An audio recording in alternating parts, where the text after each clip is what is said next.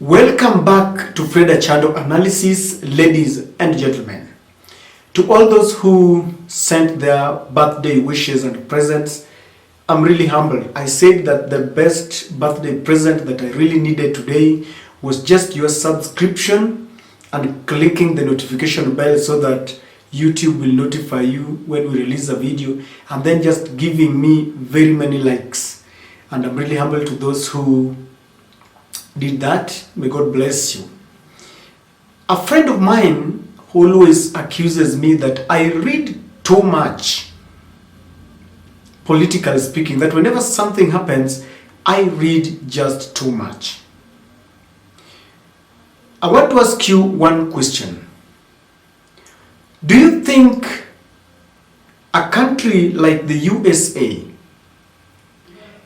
can give a summon to any African president or any African leader just for a cup of tea and then you come back? For example, that Joe Biden just takes his phone, calls William Ruto or Museveni just for a cup of tea. They go to White House, they have some dinner, then they tell him, we wanted to enjoy this tea together, so you go back to Africa.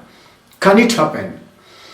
If the answer is no, then I would ask you this other question. Do you think an ambassador from the US or Canada or Britain can summon or invite any African leader in their countries? I'm asking this because I can see several developments taking place that are very speculative to me.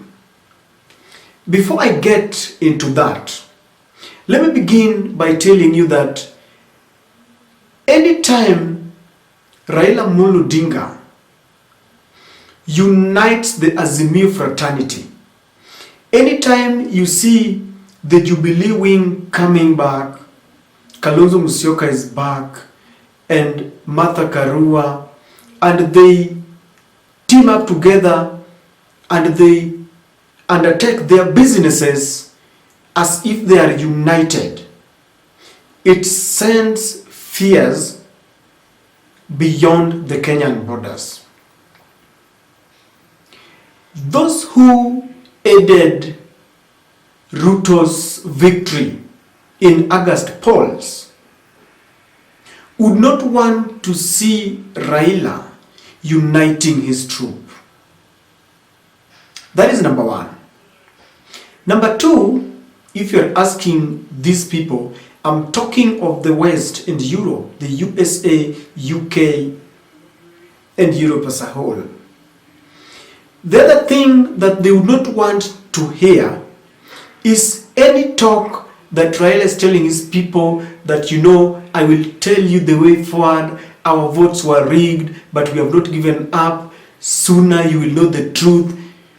This is one conversation that they do not want to hear, because they understand that Raila will start a game plan, that he's meeting his people to consult them, to ask about the high cost of living and just how the Ruto administration is faring on, and they know what that means, so they will not allow it. What is my point? Raila Odinga, in the wake of ushering in a new year, when the opponents and his political nemesis and all his political competitors thought that they had done everything to scramble Azimio party, Raila Odinga, Martha Karua, and Uhuru Kenyatta seems to be regrouping together, and they are speaking one language. They have started speaking the language of reforms, especially electoral reforms. And they've started criticizing the Ruto government. This does not augur well with the international community. Do you remember the events that took place when Raila went for his first rally in Kamkunji? And they set a plan and the agenda on what they wanted Ruto to do. They had started questioning why Ruto has not implemented the promises that he gave to Kenyans. And he had planned a parallel Jamhuri celebration in Jacaranda. That did not take place because he was invited to attend the US African Summit in Washington, D.C. Today, Raila Odinga was invited by the UK High Commissioner, Jane Marriot. I thought I got it right. And that meeting, to me, is not just a meeting. The United High Commissioner cannot invite the Azimio leader to have a cup of tea. I personally believe and strongly persuaded beyond any reasonable doubt that Raila Odinga meeting with Uhuru Kenyatta and then Jeremiah Kioni is coming up to start criticizing Rigathi Gachagua formed the basis of their meeting.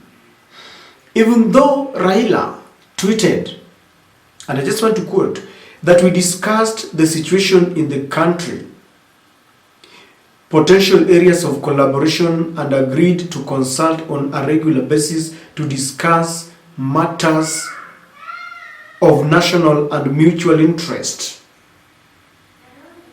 To me, that is more than meets the eye. And Jane Marriott said that we discussed the importance of effective opposition in Kenya and United Kingdom development programs in the country. You will agree with me that when they say that in areas of potential collaboration, if the UK wants to collaborate with Kenya, they will do that with the president of Kenya, Uhuru Kenyatta, William Samoei Ruto. If you ask me, ladies and gentlemen, these people want to stop Raila on his track because they know very soon Raila Odinga is going to revive his street politics, where he will be meeting his supporters in Kamkunjis and Jacarandas, and they don't want a situation, a situation that looks like what happened during the Jacaranda rally when they had to stop him and under the guise of inviting him. They understand Raila so well, and they know Raila still has a support base that is loyal to him. So it seems that they want to discuss, you understand that they are saying that they discussed importance of effective opposition. Effective opposition. What really is effective opposition? UK and the West do not want to waste any more chances. It is the beginning of the year. William Ruto has just completed a meeting in Nanyuki with his cabinet, and they have chatted a way forward on how they want to run the government. And then Raila Odinga is here, also telling his supporters that we must ask questions. I can assure you that they want to restrict Raila indirectly or directly, not to interfere with William Samoei Ruto. Several things are happening. A few weeks ago, Infotrack released an opinion poll result where Kenyans were complaining that when it comes to the implementation of the promise of reducing the high cost of living, William Ruto failed. That was the verdict. If you go to the streets and meet people and start asking them anything to do with the high cost of living, you are indicting William Ruto and his presidency. And so they are now trying to talk him out of trying to meet people. That's why they are telling him effective opposition. This is not the first time this is happening, and that's why I'm saying that I'm being accused of reading just so much. Raila Odinga himself told the whole nation and dunia yote that when they were waiting for the Supreme Court to release their result, their verdict in that case, where Raila had accused the IBC of rigging him out of his elections, the Secretary General of UN, Mr. Gutierrez, gave him a call. And among other things that they discussed was the security of the region, collaboration, the same talks that I hear now. And you know what? No one went to the streets because Raila had promised them that he was committed to the security of the area of East Africa, and so there was no need of taking people to the streets. There is a case that is waiting in court about the genetically modified organisms. William Ruto recently said that he is a scientist and he understands very well that consuming GMO is not bad for our health. The only person who is a bottleneck, who is standing between William Ruto to implement the consumption of the GMO is Raila Odinga. Because when he spoke about it, the Catholic Church came in and farmers got the audacity to start questioning the rush around the GMO. I have got a feeling that very soon the twin brother of William Ruto, the judiciary is always a twin brother to the executive. They will soon be releasing their verdict on this case. Take it to the bank. From the pronouncement that William Ruto made that GMO is not bad for our health, they are going to give the green light and we will start consuming the GMO. So what must they do? They must remind Raila on how to handle the GMO case.